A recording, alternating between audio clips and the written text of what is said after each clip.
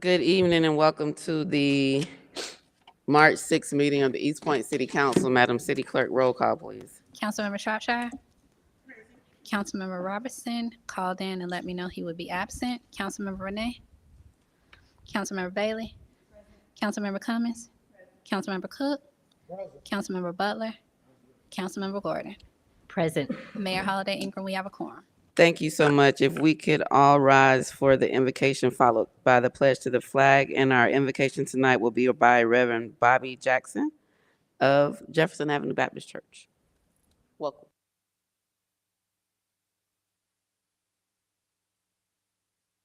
The button. That is always a good thing to do. Let us pray. Almighty God, we thank you for this day, the 24 hours, the 1,440 minutes, the 86,400 seconds you have allowed each one of us to spend as we choose.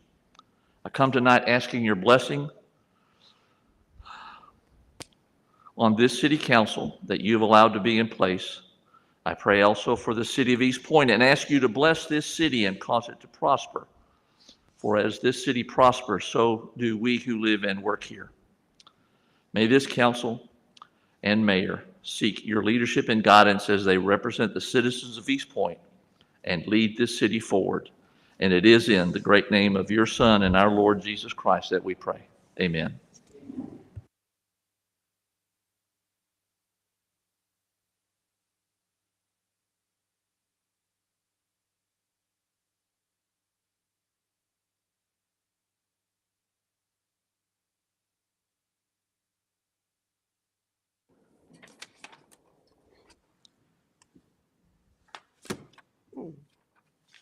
Our Sergeant at Arms this evening is Sergeant Captain Portis.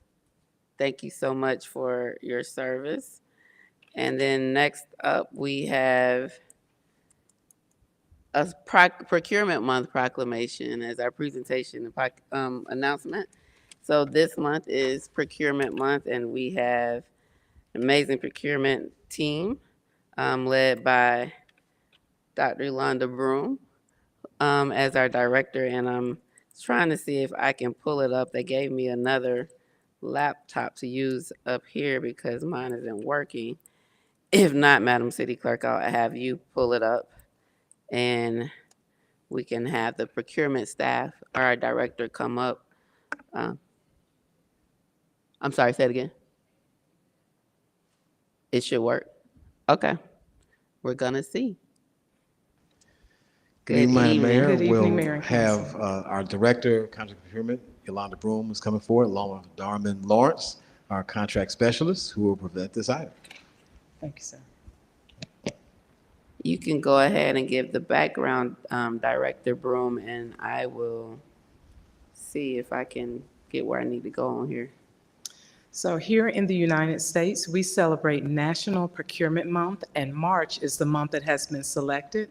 So the National Institute for Governmental Purchasing, the NIGP, I'm the Vice President of our local chapter here in Georgia, and we are asking that the mayor would please give us a proclamation to declare that East Point recognizes March as Procurement Month. I'm just gonna read it from my phone. Thank you so much for your service, not only to East Point as our director, but also for leading the statewide organization. I know we hosted the retreat here not Yes, too ma'am. long ago. I was here on a Saturday and ran into all of you. So looking forward to the conference, I think, as well, coming to East Point. It was actually last week, Mayor. Oh, it was last the week? first, second, and third. Yes, ma'am. Okay. How was it? It was excellent. We had an expo on the first day. The second day, we had classes, and the third day, we had some additional classes, so we earned 8 points toward our certification. Awesome. Well, thank you so much. And now it won't come up on my phone. So, yeah, I guess I should have a hard copy. City Clerk McCullough, I'm emailing it to you in hopes that it'll come up there.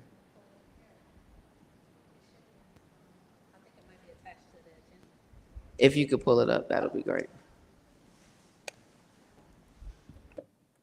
because my technology is not working.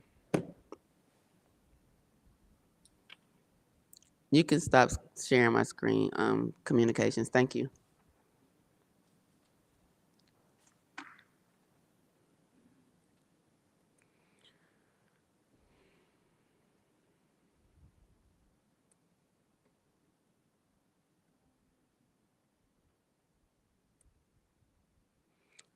All right. So, proclamation for procurement month. Whereas the procurement, contracting, and materials management professions collectively, procurement professionals are critical for the public and private business sectors to operate efficiently and effectively. And whereas procurement professionals acquire products and services by balancing and negotiating prices, resources, and time, and through their combined procurement power, spend billions of dollars every year having a significant influence upon global economic conditions. And whereas government procurement professionals make positive contributions to public agencies by improving procurement methods and practices and by utilizing new technologies to increase efficiency through improved processes. And whereas the Department of Contracts and Procurement, the Georgia chapter of the National Institute of Governmental Purchasing, and other public professional procurement associations throughout the state, this country, and the world recognize and engage in special efforts during the month of March to inform the public about the importance of the role of procurement professionals in business, industry, and government. And whereas the staff of the City of East Point's Contracts and Procurement Department do an excellent job of maintaining transparent processes in compliance with laws, ordinances, and professional ethics which guarantee fair and competitive procurements. And whereas during the continuing global pandemic, government purchasing professionals have worked in urgent conditions to meet challenges and secure materials, resources, and personal protective equipment for our workers, contributing to the City of East Point's COVID-19 response and the safety of our community. And whereas training, networking, certification, and continuing education of the procurement staff ensure that the public is well served with the process of fairness in all aspects. Now, therefore, be it resolved, I, Dina Holiday Ingram, Mayor of the City of East Point, Georgia, do hereby recognize the Contracts and Procurement Department for its impact on governmental purchasing in our city and proclaim March 2023 as Procurement Month in the City of East Point, Georgia. Thank you all so much for your valuable service.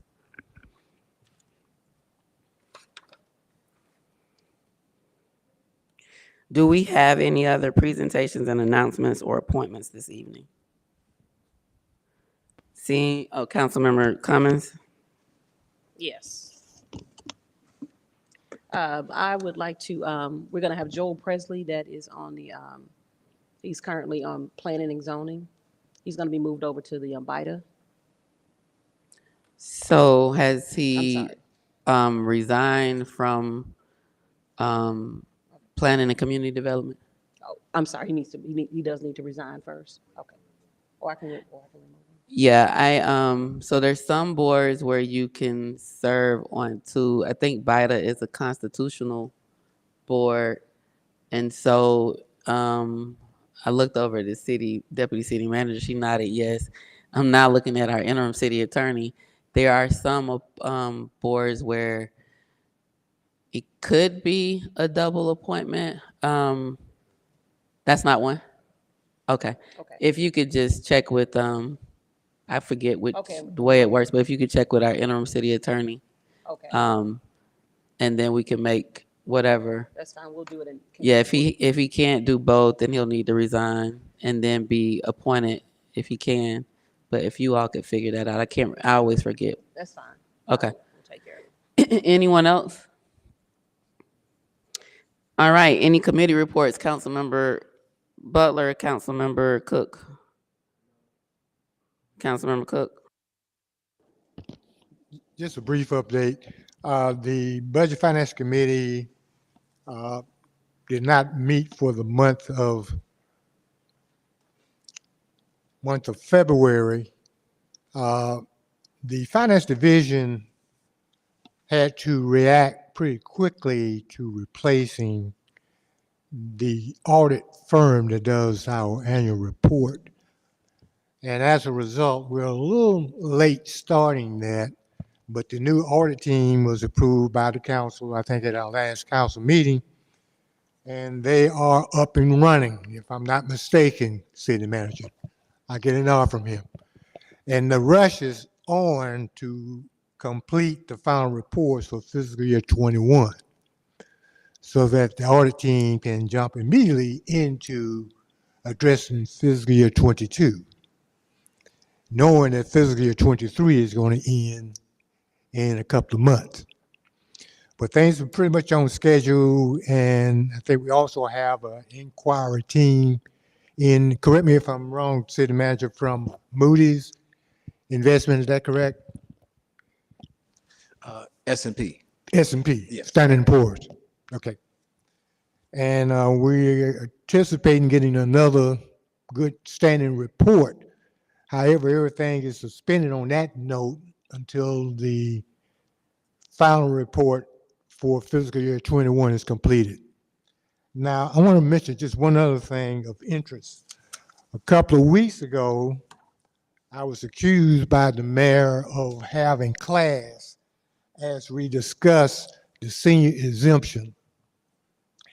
And not to my surprise, but it is worth noting that the people who need to apply for that senior exemption are now responding. Now, keep in mind, the basic exemption says that if you turn 70 years old in the prior year by December 31st of calendar year 22, if you turn 70 years old or you were already 70 years old, you need to apply for this exemption if you're still paying property taxes. And you need to file the paperwork in order to be exempt by April the 1st. Now, here's the last word on that. We knew we were going to have some late comers. And I think to date, the oldest individual who has now realized that they can file for an exemption, and there's a lot of logical reasons why they hadn't, but that individual is at least 86 years old right now. Now, just on that note, what we think is happening in a lot of cases is that seniors will reach a certain age where they're no longer taking care of a lot of their personal bills. The son, the daughter, the grandson, so forth, are handling things for them. In a typical household, the bill comes in, the senior looks at it, okay, this is my tax bill, they hand it off to wherever is writing the checks for them, and they move on. And nobody's really reading the documentation that says that if you're at a certain age, you qualify for an exemption. I think if we keep announcing it as we're doing for this month, we're probably going to be able to catch a lot of people who have neglected themselves. And I didn't get a chance to hear it also, but I believe today is the day that Commissioner Marvin Arrington Jr. for Fulton County also made some announcements for citizens as it relates to senior exemptions for Fulton County. All right, enough talking, but if you qualify for that exemption, you're 70 years old as of December 31st of last year, at least 70, you have up until April the 1st of this year to qualify for that exemption. Madam Mayor, that concludes my short report. All right, next up, adoption of the council agenda. Is there a motion? Madam Mayor, Yes, Councilmember Shropshire. I would like to make a motion that we approve the council agenda. So, so moved. It's been moved and properly seconded. Any discussion? All those in favor? Aye. All those opposed? Motion carries. Next up is approval of city council minutes from the February 20th regular meeting of the East Point City Council. Is there a motion? Madam Mayor, Yes, Councilmember Shropshire. I would like to make a motion that we approve the council minutes from February the 20th, 2023. Been moved and properly seconded. Any discussion? All those in favor? All those in favor? All those opposed?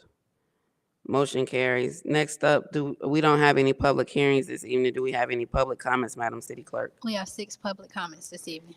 Thank you. Chapter 2, Section 2-2002 BB, Rule 28.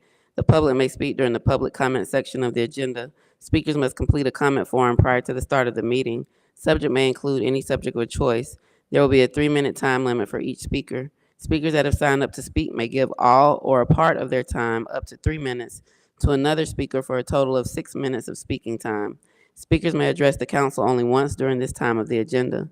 Speakers must identify themselves and their address prior to speaking. Questions from the speakers may not be addressed during the public speaking section of the agenda. East Point residents will have priority over other speakers. There will be a total of not more than 60 minutes for the public speaking section of the agenda.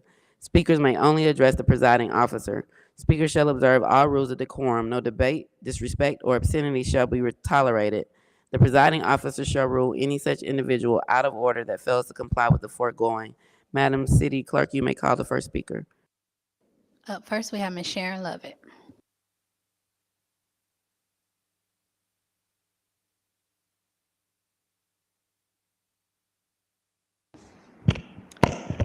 Good evening, Mayor, City Council, Sharon Lovett, 2830 Delow Drive.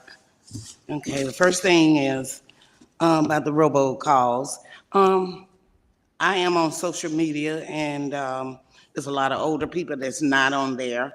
And when I look at the City of East Point government page, you see 1 to 3 likes or none at all. So that's another reason why we still need the robocalls for everything that's going on in the city. As far as the food, the vaccinations, the testing, and anything else. Today, I received a robocall from Carrie Ziegler, and it was talking about taking back their city.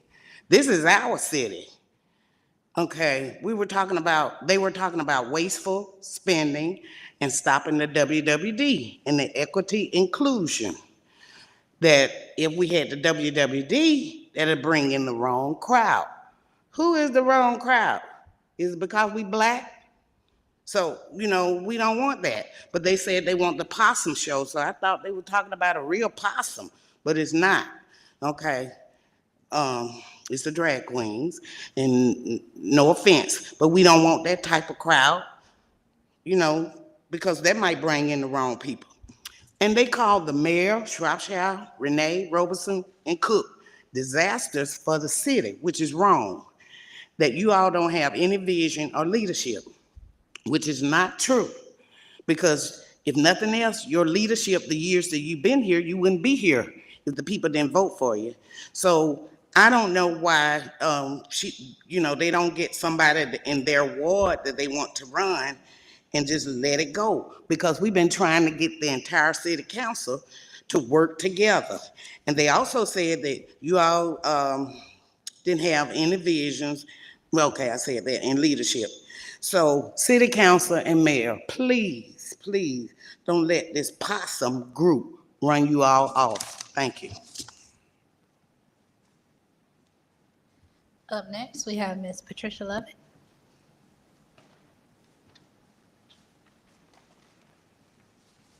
Good evening, Mayor and Council.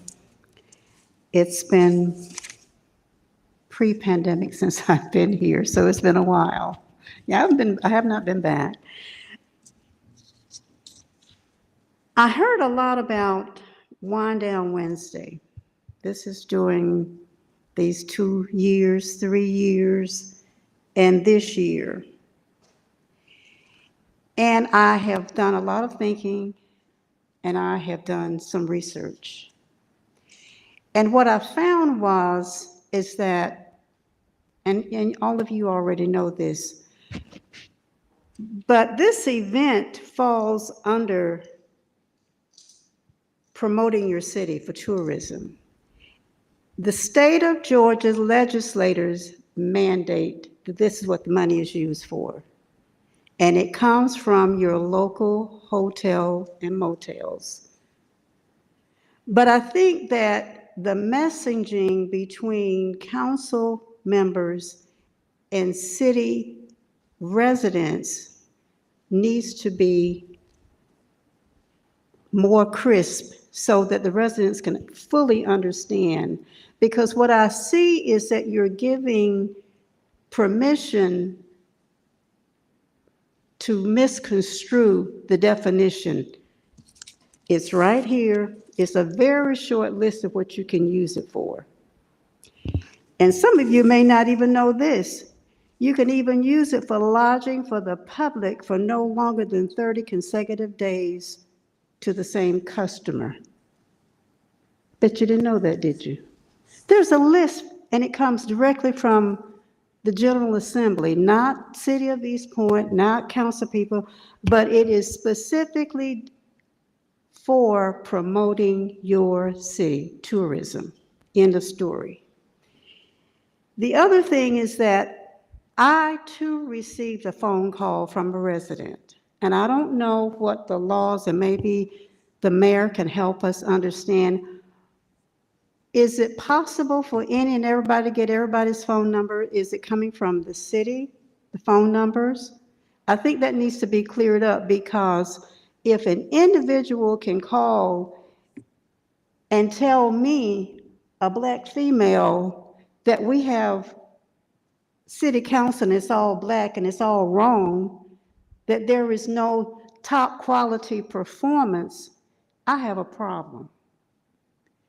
And by the way, this is Women's History Month. My sister was the first Black female in a small town in rural Georgia that had the job of being the equivalent city council person. So I applaud all of my female leaders here in the city. Thank you. Up next, we have Mr. Napoleon Black.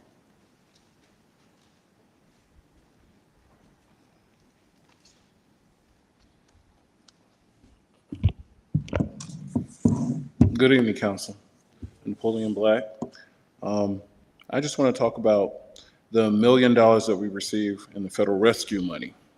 That money, I think we can use that money toward helping residents in their utility bills. And we have approximately 16,500 residential utility customers.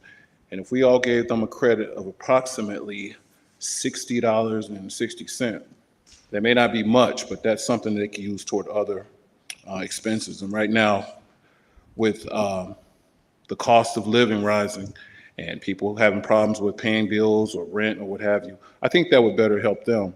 Now, when it comes to Wednesday wind down, since that's a contentious item, I mean, the 175 that we put in there, the $175,000 we put toward that, if we hold off on Wednesday wind down for a while and get maybe our utility customers, put that money toward utility customers just to see how this year is going to go as far as the economy, because we don't know.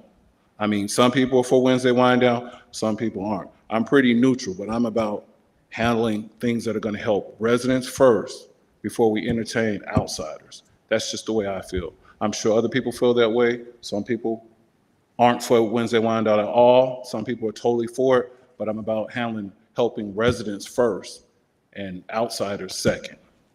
That's all I have to say.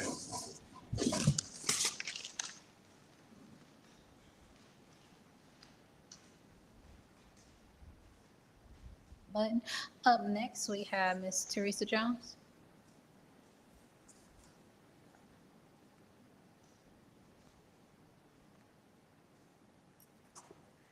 Greetings, Mayor and Council. It's been a while since I've been here, pre-pandemic, and it's good to see you all. It's good to be back.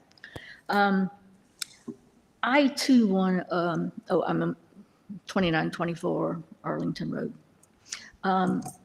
I got that robocall this afternoon, and the whole tone of it was very decisive or divisive.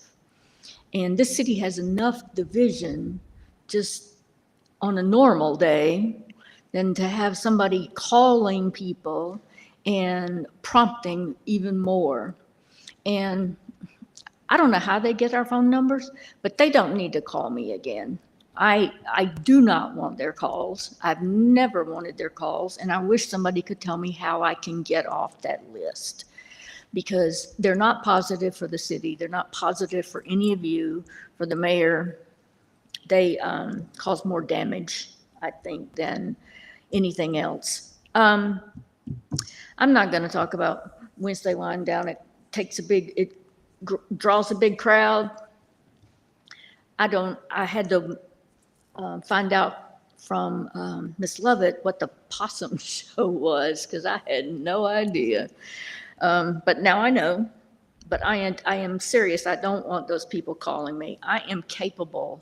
I'm an intelligent woman and I am capable of understanding the city budget, understanding the city business, and making my own decisions. I don't need them calling to tell me. And my last thing is Washington Road from Stone Road to Camp Creek. I have a low sitting car. It's an older car, and it's about to fall apart from the potholes. We're about to have another freeze, I think, next week, and that road is just going to be horrible.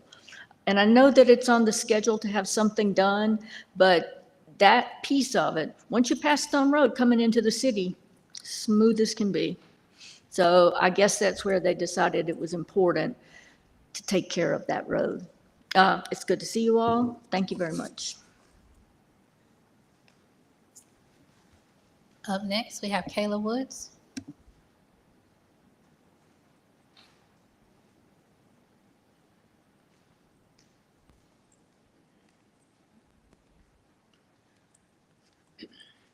Good evening. This is in regards to, my name's Kayla Woods. This is in regards to Wind Down Wednesday. And I actually took the time to write something that was from my heart today. So, we, the original residents of East Point, are outraged and disgusted from the messages received from Carrie Ziegler and her entourage regarding the city's people of color. Criticizing the city and Wind Down Wednesday is a direct attack on our community. Wind Down Wednesday and other city events has always welcomed individuals of various cultures and backgrounds. Now, whether they actually show up or not is solely based on the individual's preference. The city of East Point is approximately 80% African American. And to refer to us as the wrong crowd, how dare you? We've been here.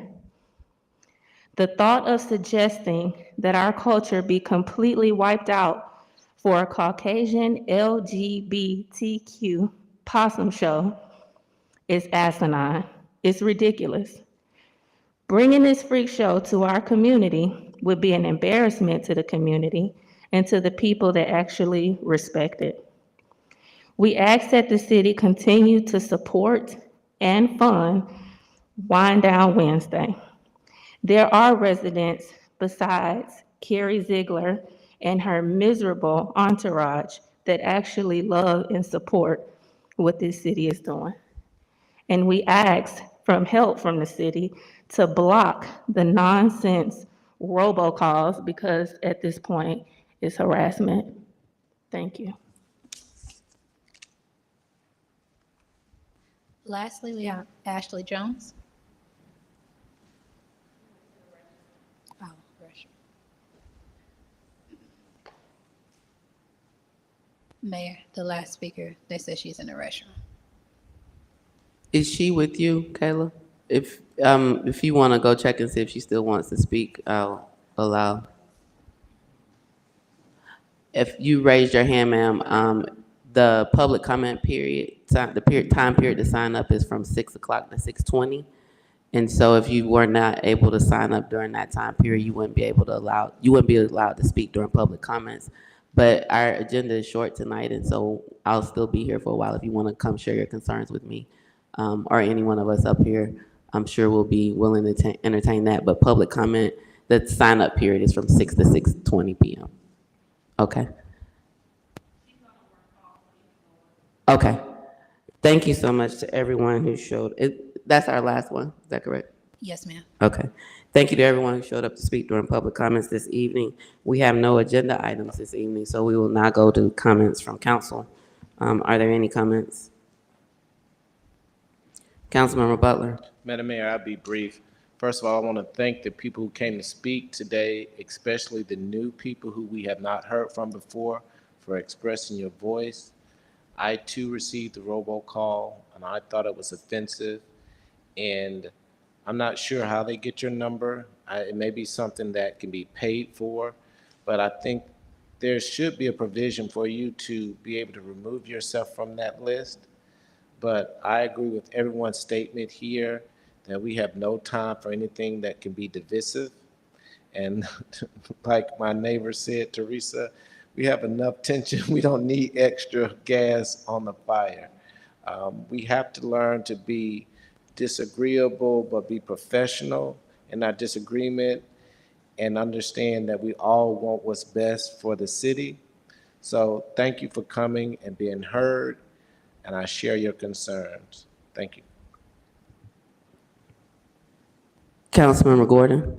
Thank you, Madam Mayor. I'd like to thank everyone who came out tonight. This has got to go down as the shortest meeting in history. Well, for us. But I did not get the robocall, but it was sent to me. My colleagues told me about it. And I just spoke about this the last council meeting.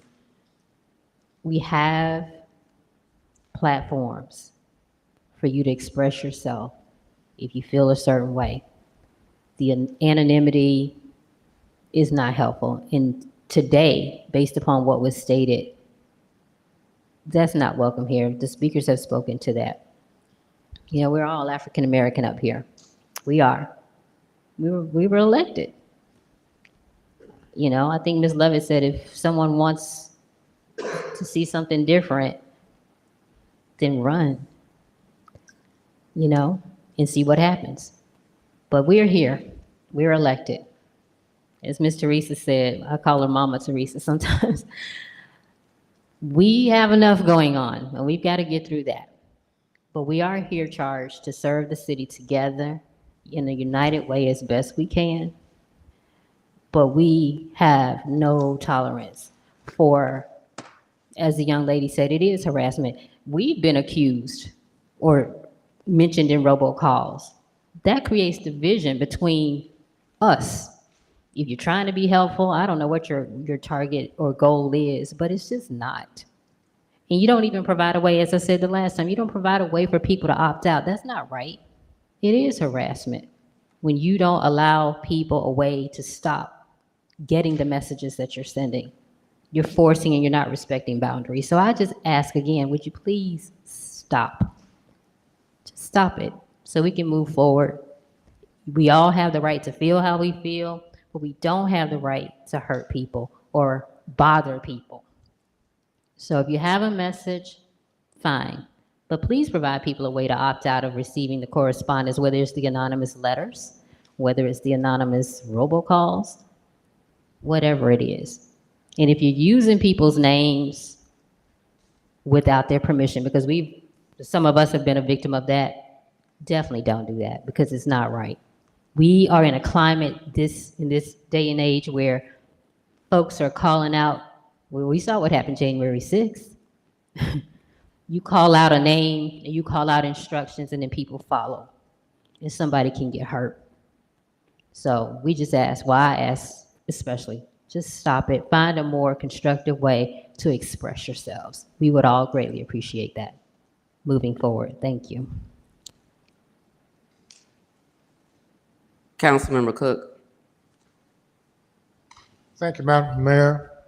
I want to make some brief comments, and they're going to be brief because I'm not going to give 100% of all of the detail, but just one or two points that came to mind. We have a lot of activity going on right now in the city as it relates to financial issues. They're all aimed at what we need to do to maintain our very, very, very good financial status right now. There's something all cities have to try to deal with, and I think we've been doing an excellent job at this for the last 8 or 9 years. It's called MMO. It stands for Municipal Minimum Obligation. as it relates to finances for the city. In my mind, what I think we've done through COVID, and we're probably at the 3-year mark, has been absolutely fantastic as it relates to trying to carry the load of our citizens. And let me just get right to the point. When you talk in terms of utilities, utilities are not general fund activities. They are separate businesses, each one of those. The state says that if you got a service you're performing and you want to treat it like a utility, then it must be able to stand on its own with the fees that you charge that. And if that service cannot maintain on its own, then you got to pay for it out of property taxes. So when we have something like the electrical division, water sewer division, those are utilities. They are functioning because of fees that citizens will pay separate from property taxes. And I don't care where you live, if you got water and sewer, you got electricity, you're paying somebody for that. All right. But things really got, in our minds, very, very bad over the last 2 years. The city was able to basically extend an additional $3 to $4 million to our customers without turning off their utilities. As we speak, when you look at the delinquent utility accounts that are over 30 days old, that number's still around 3 million. And for years, it never got to be that high. People will be a little late, but I'm talking about the number of dollars related to folks that are over 30 days late. Under normal circumstances, their utilities could have easily been terminated. If I'm not incorrect, I do not believe we terminated any citizens' utilities for lack of payment for a very long period of time. If you hadn't paid us for 8 or 9 months before COVID hit, and you were trying to get another 8 or 9 months, it might have been a little difficult. But you're happy, smiling, paying utility customer, and all of a sudden COVID is forcing you to have some financial issues. There may be one or two that slip through the crack. But one thing we do know as a city, those delinquent bills, the amount of money that was included for people not being able to pay their water bill, their electrical bill, pick up trash, was the highest it had been in decades because of the way we tried to manage funds, using some of the money that was coming to us through federal aid and some other revenues. It wasn't that we had all that cash stuck away in a can and we went to get it during COVID. We did our very best as a city not to terminate utility services simply because we knew everybody was hurting. I just want to say that to say, yes, I don't care what a city does, there's going to always be some venues there majority will like, some venues there, quite a few may not like. But one thing this city is about is trying to maintain its financial standing. When I came on board as a city council person, I really did not have an appreciation for just how weak the city was. This was about 14 years ago. It didn't get that way overnight. But on the day I started, it was a really bleak times there. I say it was bad. You asked me how bad was it? I thought a TAN, which stands for a tax anticipatory note, was the way all cities function. That's a method where the state allows the city to survive by borrowing against tax money they have not even collected yet to get through those weak months. The city of East Point was doing that as a regular basis. Even that function had limitation because you could never borrow more than 75% of what you thought you were going to get. And each year it became harder and harder to borrow that money. Right after the previous city manager came on board, he figured out a way to stop that. Now we're just as strong as any city in the country. We got our financial problems. We're not 100% squeaky clean, but we are strong enough to at least get positive reviews where they count with the credit bureaus, because that impacts what we would pay for future loans. All right, that's enough. I'm going to stop now because I'm on a roll. But I needed to make sure everyone understood the city is not in the position of trying to gouge citizens for anything. For anything. We do not operate like a business, because if we did, we would have terminated the services. We are business-like, but we are also a city. Thank you, Madam Mayor. Councilmember Cummings.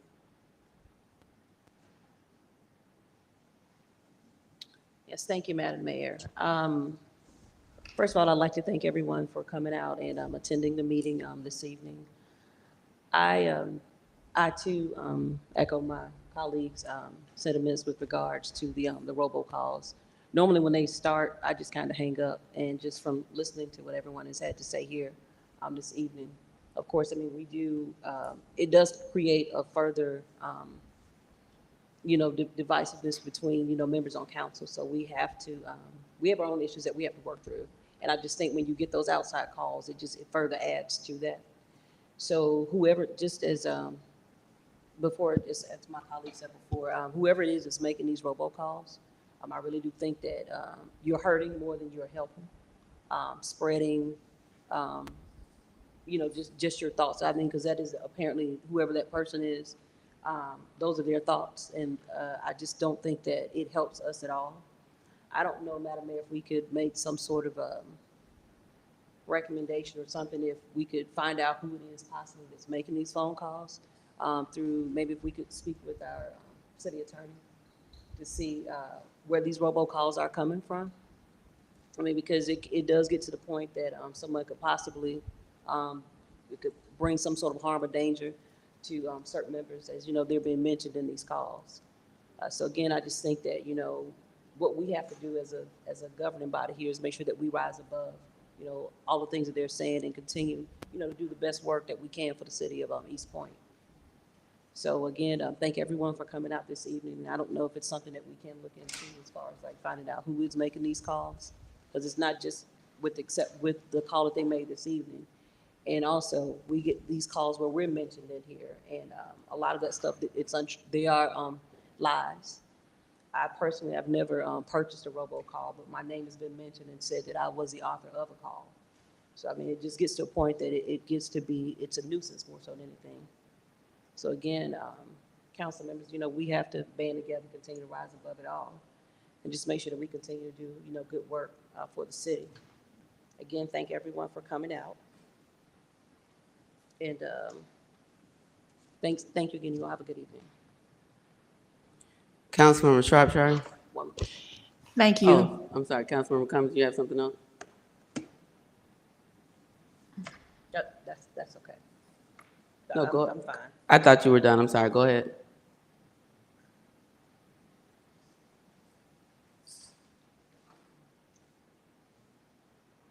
Councilmember Shropshire. Thank you. And I want to thank the residents who came out to speak.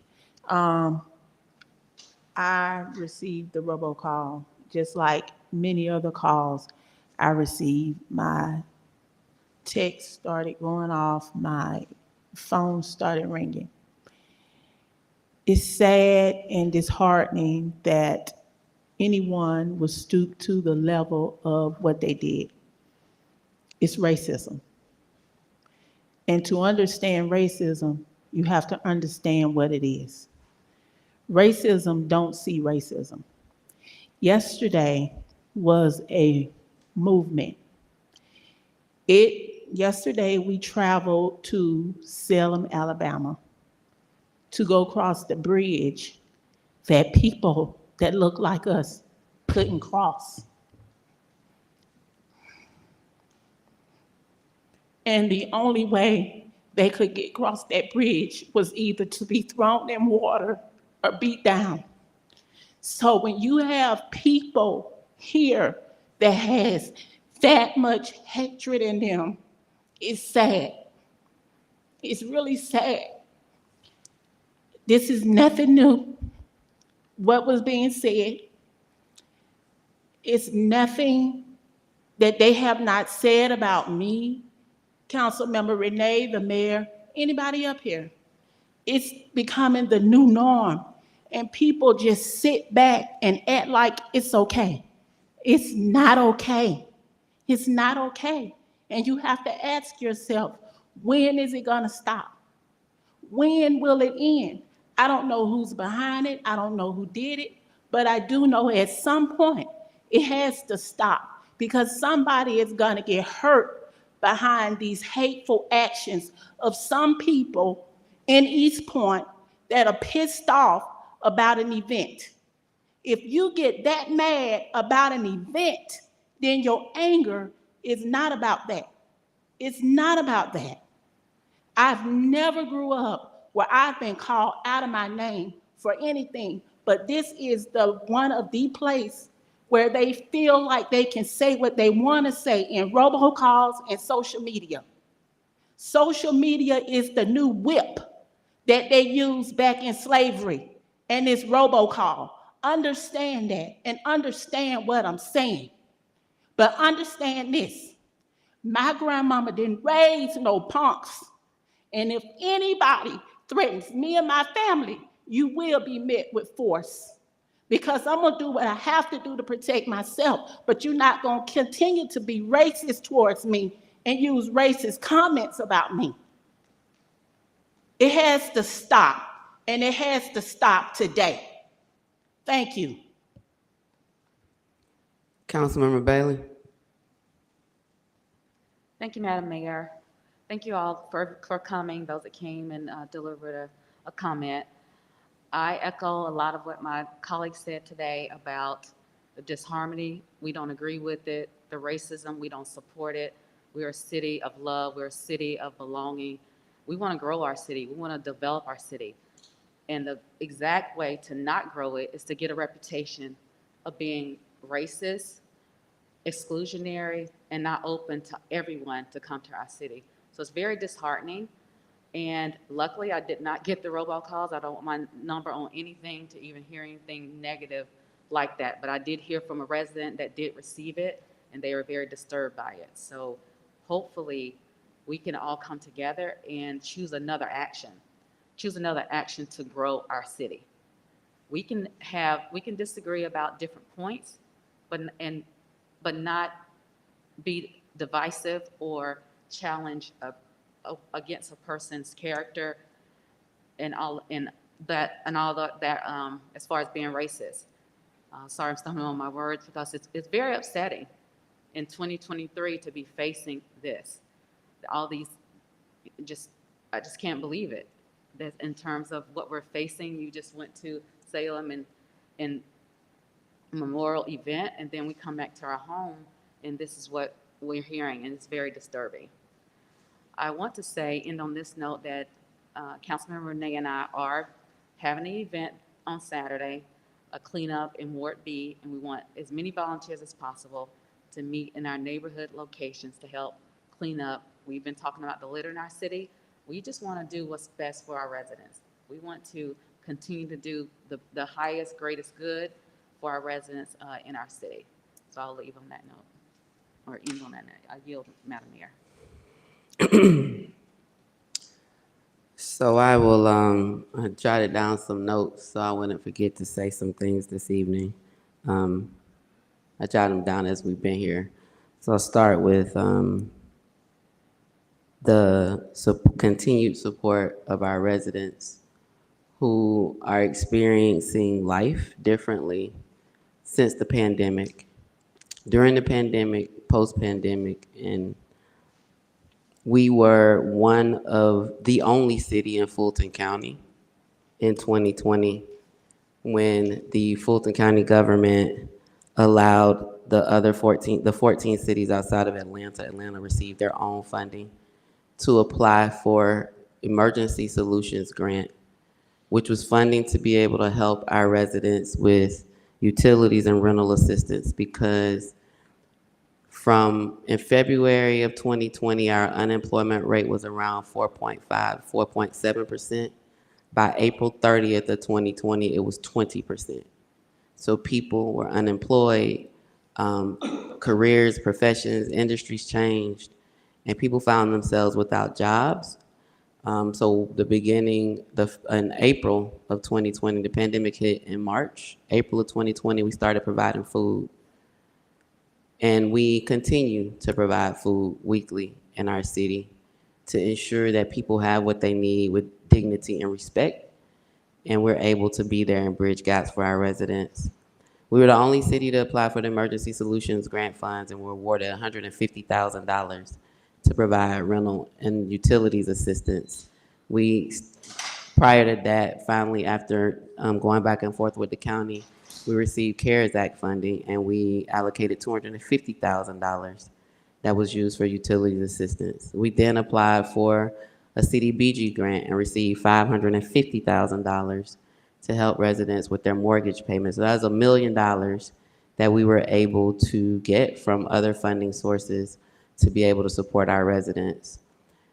That 550,000 allowed us to bring in an employee for a period of time who has helped over 400 residents and connected them to resources and helped create an empowerment plan for them because people are experiencing life differently.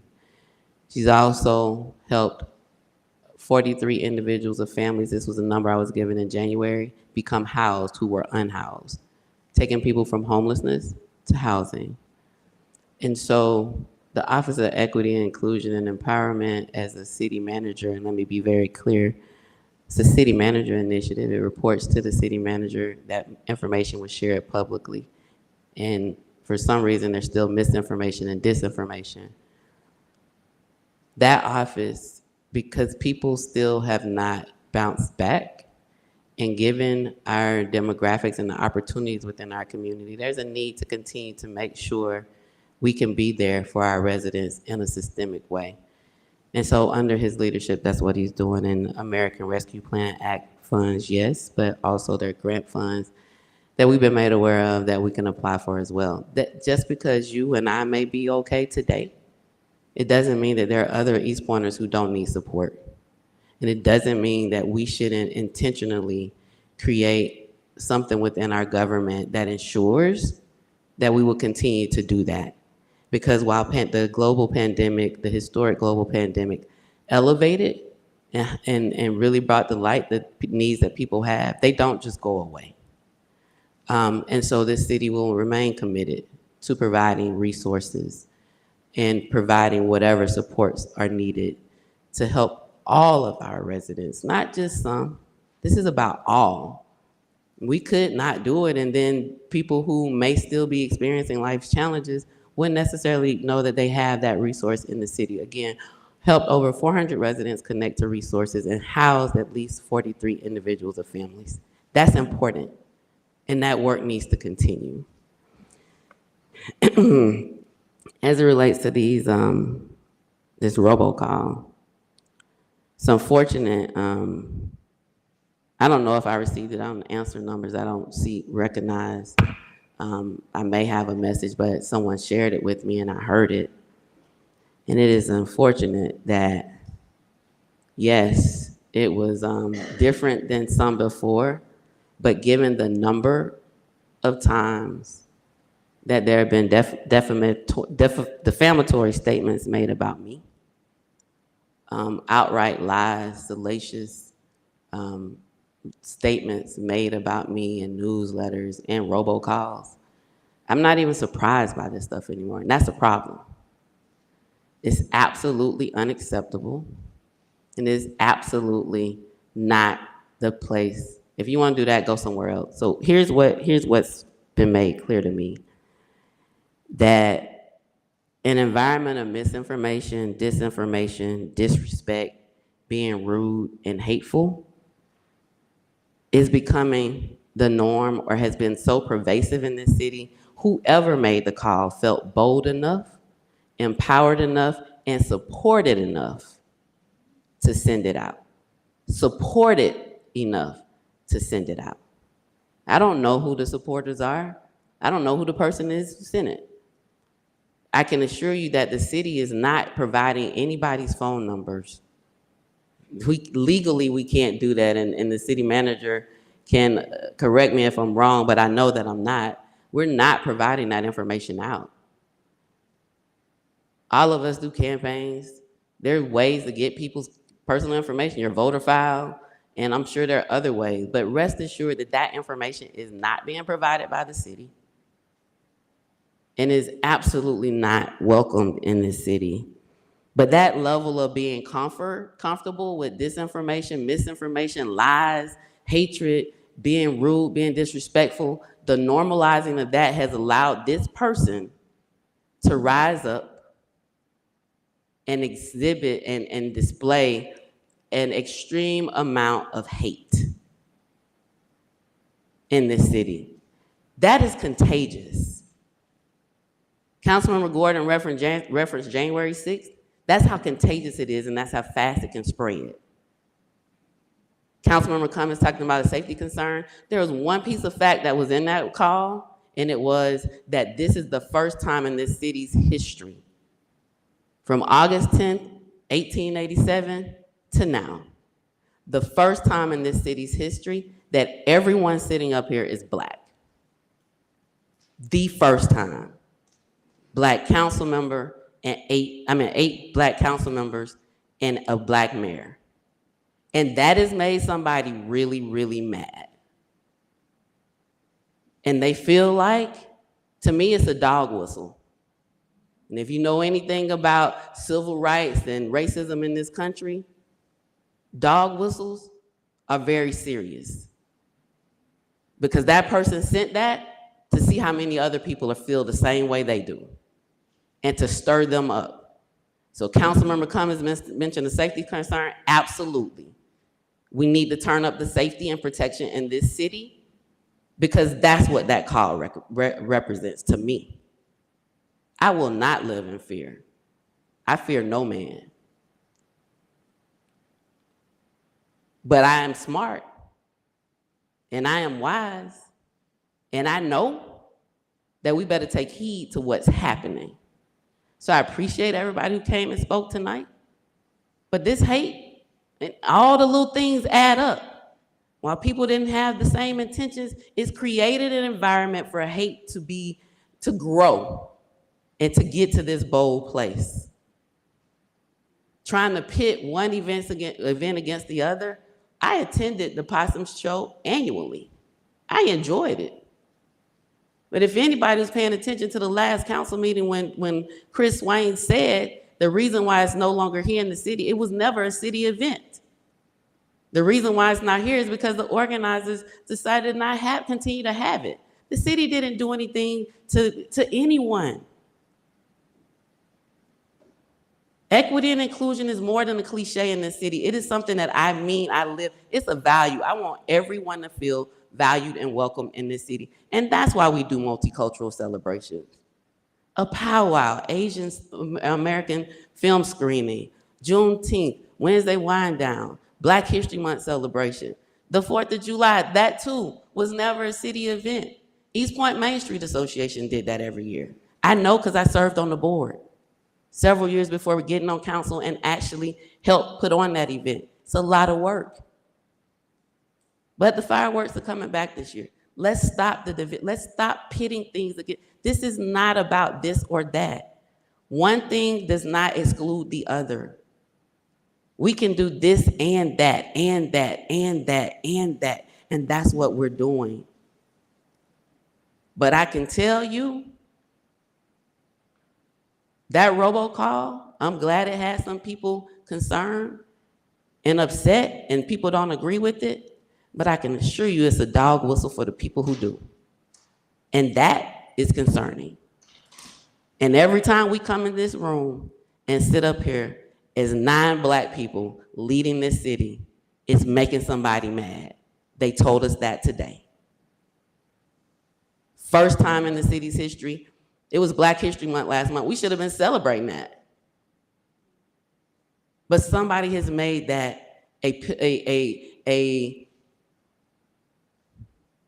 symbol of hate, a symbol to stir up hate. And that's a problem. And so, Mr. King, Chief Buchanan, glad to see you here tonight. Let's be wise, not fearful. Absolutely fear no man, no one man. I will continue to show up. I will continue to serve. I will continue to answer questions because I understand my level of accountability to each and every resident here, but we're going to be wise because that dog whistle can't spread. Not in a city like East Point, where we are intentionally celebrating our multiculturalism and our diversity, and we know that that is our strength, and we want everyone to feel a part. And we might not always agree on everything. That's fine. We can agree to disagree without being disagreeable. And I will always be assertive and confident in my positions because I owe that to you. I can't be waffling. I can't go back and forth like this. This is why. This is what it is. But know that my motives and why I do what I do is to serve the people of this great city. Everyone, all 38,358. And that looks different. And we need to make sure we have just as much diversity in the supports and the things that we do as we have in the fabric and makeup of our community. And so that brings me to the last piece. And I think it's interesting that we adopted the civility resolution at last council meeting. And we get to this council meeting, met with the highest level of hate that I've experienced since being in this office today. It's important for us to ensure that the civility pledge is in our buildings, in our council chambers. It's important to make sure that it's a part of our agenda and that it's a part of our meeting. Because that dog whistle that came out today, we need to stand firm and say, no, not welcome here. And so we'll be having that discussion at our March 13th work session. I will be asking for council to approve the civility pledge, and we have a card that was placed tonight. I guess this was from the city clerk, but that this is up in our buildings and our council chambers, and it's a part of our agenda because it's that important, because we don't know who it is. We don't know, and I'm not trying to ascribe it to anyone. I don't believe in, everybody's an individual. We're humans first. So it's not about whether it's this race and that race. I don't know who it was. Don't know what they look like, don't know, but that doesn't matter. What we need to create is an environment that says, not here, with a level of intentionality. So that'll be on our March 13th work session. And I also want to say August, September, and October of 2020, we were doing monthly Bridging the Race Gap, a multicultural shared understanding of racism in America and our path forward. That was after George Floyd was murdered in broad daylight when a cop put his knee on his neck and murdered him. And the whole country, the world, came together, and there was a multicultural outcry against racism. So I'll be thinking about that work and how it might be included as we move forward, as we navigate something that was thrown upon us today. I can tell you I won't lead in fear. The Healthy Point 90-Day Health Initiative will kick off on March 18th. You've seen the flyers. Register online or at the kickoff event on March 18th at 10 a.m. at John D. Milner Park. You can register on site. You'll get your passport, your t-shirt, your bag. We have aerobics, Pilates, yoga. The aerobics is total body workout, box fit, Zumba, bounce, a new type exercise class. We have walkaholics, a walking group. We have healthy movie nights, cooking demonstrations. We'll have the Healthy Point Farmers Market on Saturday, and the East Point Farmers Market will continue on Wednesday. We will have run walks. There's a lot of activities for us to connect around being healthier. Being healthy is not a size, it's a lifestyle. And our health is our wealth, and we need to connect. And it's important for me that government indicate how important it is and provide opportunities. So it's all of that's free during the 90-day period. You'll be able to visit and take advantage of a lot of different activities during that time period. So I encourage you to join us. It's free registration. You can also earn incentives For the 6-week incentive, it'll be an insulated lunch, Healthy Point signature lunch bag or tote bag for 8 weeks. So 6 weeks, if you participate in one activity for 6 weeks, you can get that. For 8 weeks, I believe it's 2 times a week. If you participate in activities for 2 times a week, you'll get a signature Yeti. For 10 weeks, I believe that's when it goes to 3 times a week, 10 weeks, you will get a signature gym bag.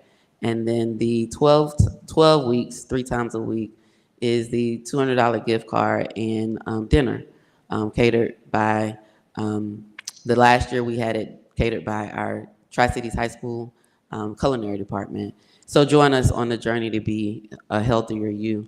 And let's take every opportunity to continue to come together and celebrate our multiculturalism, our diversity, our strength, and say that that level of hate is not welcomed in this city and it will not be tolerated. But we don't do that. I don't think we should waste city's resources trying to hunt down somebody because we don't even know where to start. I can assure you that the city has not provided numbers, and those types of things, people change names, they'll change the number. I mean, we'd be spending energy and going down a rabbit hole for no reason. We focus on the positive, focus on those things we want to see. And that would be my recommendation and encouragement, and be smart and ensure that we all are safe. Do we have any executive session items tonight from the city manager, No, Madam Mayor. interim city attorney, Not from legal, Madam Mayor. any from council?